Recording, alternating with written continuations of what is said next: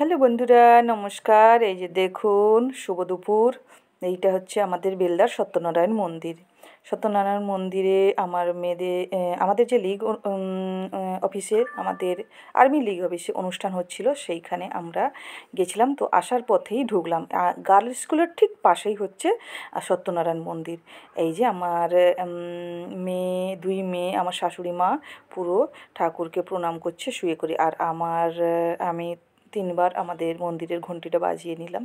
খুব ভালো লাগছে, কারণ পুরো নিরিবিলি, শুধু আমরা ছাড়া আর কিন্তু কেউ নেই। আর ওই যে আমাদের মাসি আছে, মাসি হচ্ছে মন্দিরের ফুল টুল পরিষ্কার করা, ঝাড় দেওয়া মোছা করে।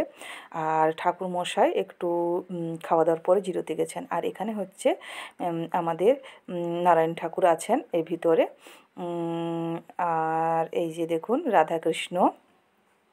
খুব সুন্দর মন্দিরে এলে কি হয় বলুন তো, ভালোই লাগে, খুব ভালো লাগে। আর এই যে পুজো হয়েছে, পুজোর ফুল টুল দিয়ে প্রসাদ টসাদ করে রাখা আছে। আমরা সত্যি খুব আনন্দ পাচ্ছি, কেন দুপুরের সময়টা খুব রোদের সময় মন্দিরের ভেতরে ঢুকে আমরা ছাড়া আর কেউ নেই, এটা সবথেকে বড় আনন্দ।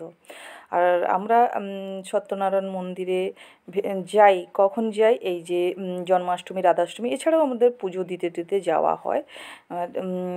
গেটটা খোলা যাবে না। উনি হচ্ছে নারায়ণ ঠাকুরের দ্বাররক্ষক। আর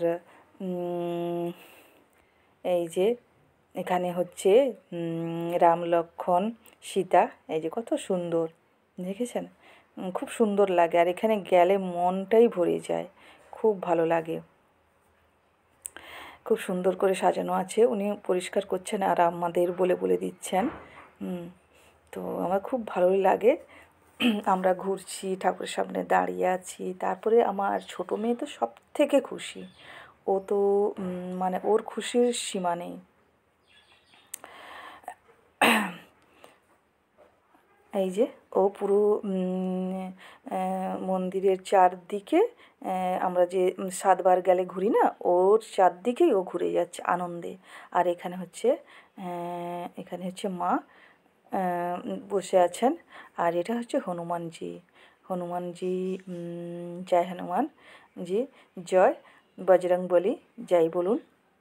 এই যে পুজো হয়ে গেছে, অবশ্য আমরা দুপুরের টাইম গেছি, তো পুজো হবে না সেই সময়, তো পুজো হয়ে গেছে।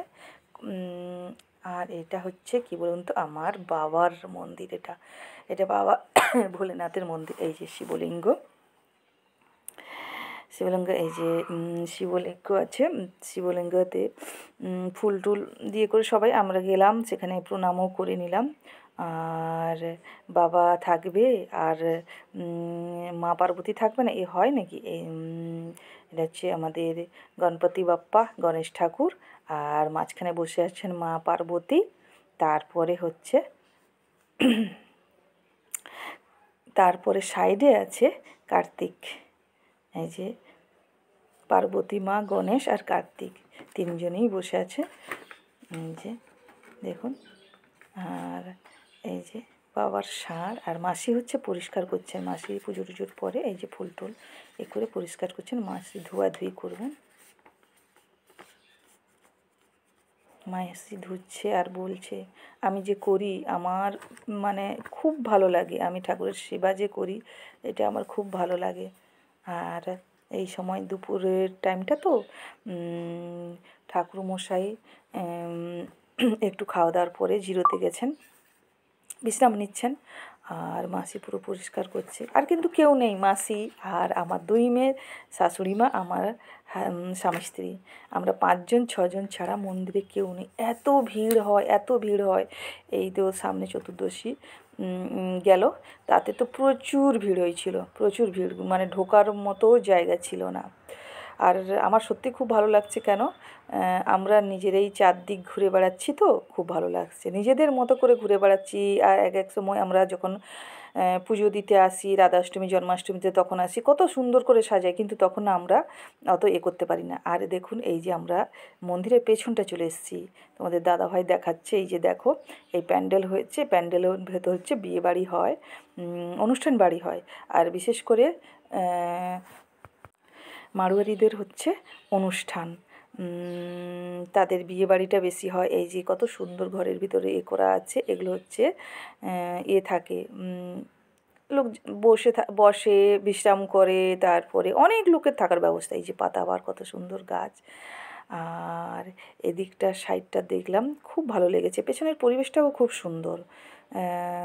বড় হচ্ছে বড় একটা অশ্বত্থ গাছ, তার কাছে একটা ছোট্ট মন্দির, একটা পাথর রাখা আছে, তবে আমি জানি না, ওখানেও পুজো হয়। আর এই জায়গাটা হচ্ছে ঠাকুরের রান্না বান্না যত যা হয় ওইখানে ধুই হয়।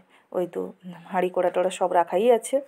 আর তার বাদেও আমি এদিকে চলে এলাম, দেখুন পাতাবাহারের গাছ, ফুল তো এখন নেই, মোটামুটি পাতাবাহারের গাছ।